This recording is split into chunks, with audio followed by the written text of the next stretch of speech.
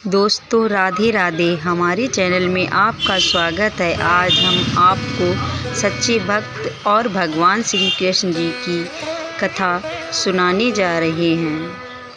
अगर भक्त का प्रेम सच्चा हो तो भगवान उसके लिए नंगे पांव दौड़े आते हैं।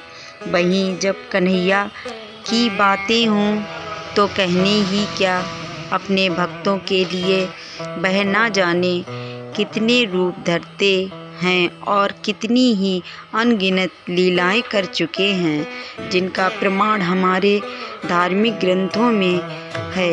ऐसी ही एक रोचक कथा है जब कन्हैया ने अपने भक्त के लिए एक अनोखा काम किया। तो आइए जानते हैं इस बारे में विस्तार से। पौराणिक कथाओं के अनुसार एक बार की बात है, किसी नगर में एक राजा ने एक मंदिर बनवाया जिसमें श्री कृष्ण की एक मूर्ति भी रखवाई, लेकिन उसकी कभी पूजा नहीं की। पूजा करने के लिए मंदिर में एक पुजारी को रखा गया। पुजारी नियमित कन्हैया जी को नहलाता और बड़ी ही श्रद्धा भाव से उनकी पूजा अर्चना करता। राजा भी रोज कान्हा जी के लिए एक फूलों की माला भेज देता था और जब वह दर्शन करने आता तो पुजारी उस माला को उतार कर राजा को पहना देता। ऐसा करते करते पुजारी की भी उम्र बीत चुकी थी। एक दिन किसी वजह से राजा नहीं आ सका तो उसने एक सेवक के हाथ मंदिर में माला पहुंचा दी और कहलवा दिया कि आज वह मंदिर नहीं आएगा, इसलिए पुजारी उसका इंतज़ार ना करे। इतना कहकर सेवक चला गया। पुजारी ने हमेशा की तरह कन्हैया जी को माला पहना दी लेकिन जब शाम हुई तो पुजारी यह सोचने लगा, माला उतार कर किसे पहनाई जाए। उसने सोचा, क्यों ना ये माला आज मैं ही पहन लूँ। वैसे भी मेरी उम्र हो चली है, जीवन का क्या पता कब ख़त्म हो जाए।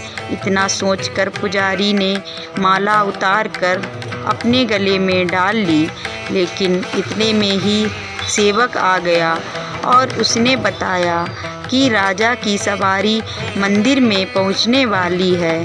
राजा की सवारी आने की बात जब पुजारी ने सुनी तो वह डर गया। उसने सोचा कि अगर राजा ने उसे देख लिया तो वह तो मरवा ही डालेंगे।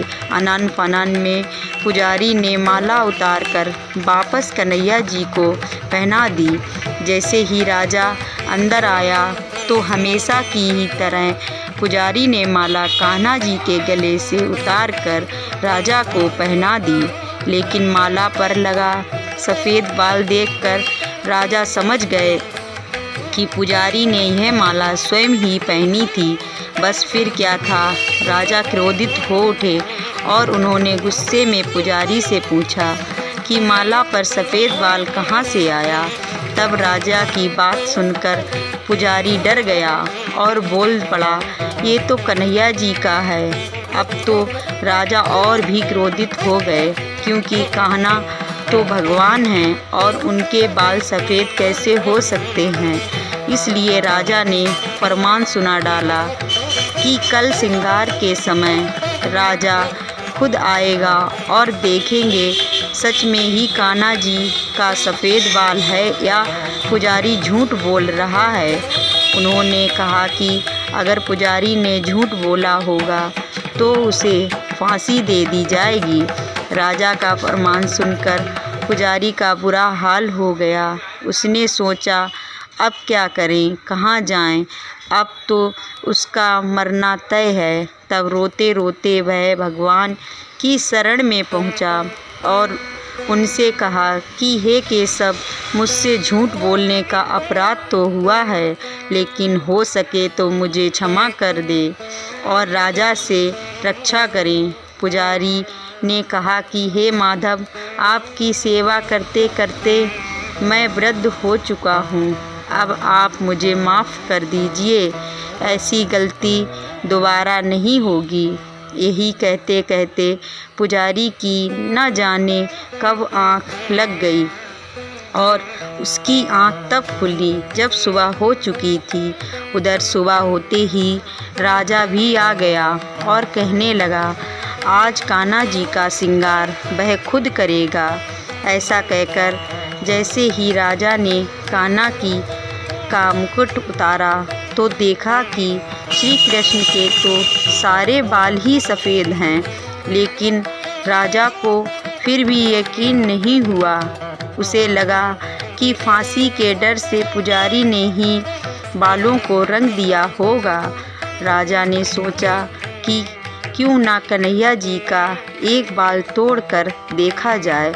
इसके बाद राजा ने कान्हा जी का एक बाल तोड़ लिया, लेकिन जैसे ही बाल टूटा कन्हैया के सिर से खून की धारा बहने लगी। यह देखकर राजा भगवान के चरणों में गिरकर माफ़ी मांगने लगा। तभी श्री कृष्ण की मूर्ति से आवाज़ आई, हे राजन, तुमने मुझे केवल मूर्ति मात्र ही समझा, इसलिए आज से मैं तुम्हारे लिए केवल मूर्ति मात्र ही रहूँगा। लेकिन पुजारी ने सच्चे मन और पूरी श्रद्धा से मेरी भक्ति की है, इसीलिए उसकी अनन्य भक्ति को देखकर मुझे अपने बाल सफ़ेद करने पड़े। कन्हैया जी ने कहा कि भक्ति में कभी भी संशय नहीं होना चाहिए और सच्चे भक्त की लाज तो मैं कभी जाने ही नहीं देता। तो दोस्तों, ये कहानी आप लोगों को कैसी लगी?